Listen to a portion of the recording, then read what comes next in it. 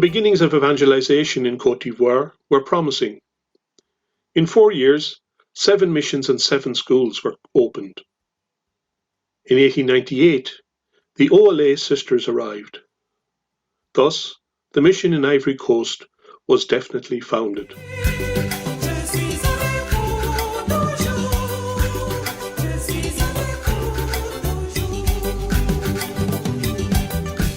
But the beginnings of this evangelization were also difficult and laborious.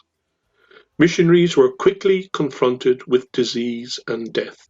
The mission in Côte d'Ivoire has a unique similarity to the experience of the missionary life of Bresilac.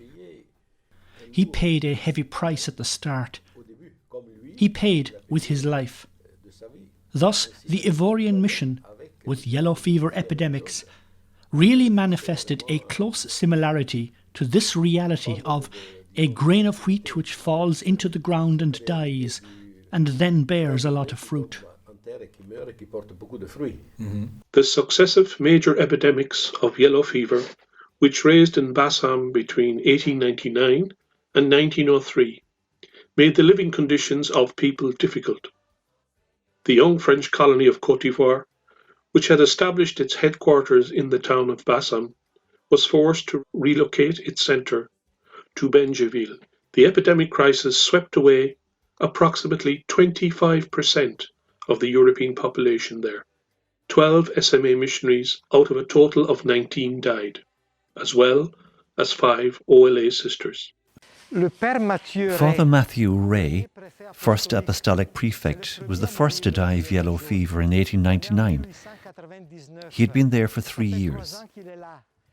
He was in Memni to bless the new buildings of the Fathers, when he was told, "We must not go back to Balsam because there is yellow fever." They even put up a sanitary cordon so that missionaries and people would not enter or leave. However, Father Matthieu Ray said, "I want to stay close to my parishioners."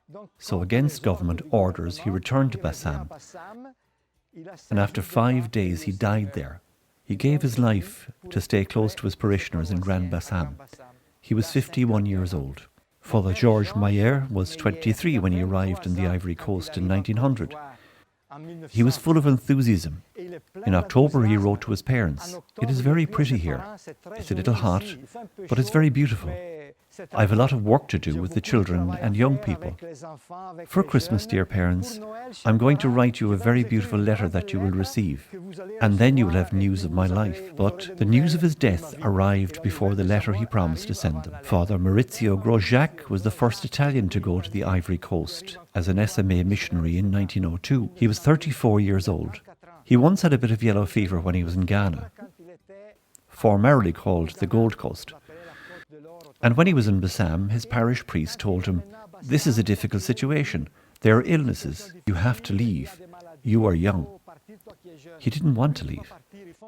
He and his parish priest quarrelled because they both wanted to stay there.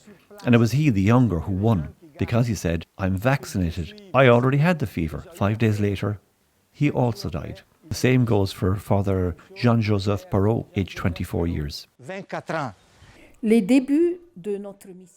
The beginnings of our mission were not easy. I give the example of Bassam. The sisters arrived in 1898. We were obliged to close this mission and burn it because of yellow fever. A sister died, Sister Damien. We reopened Bassam in 1903, and it was the same phenomenon. When Pope Pius X heard about the whole series of young missionaries who died one after the other from yellow fever, he said, "Sunt Martyres, they are martyrs." Sunt Martyres. That hit me. Indeed, they are martyrs, witnesses.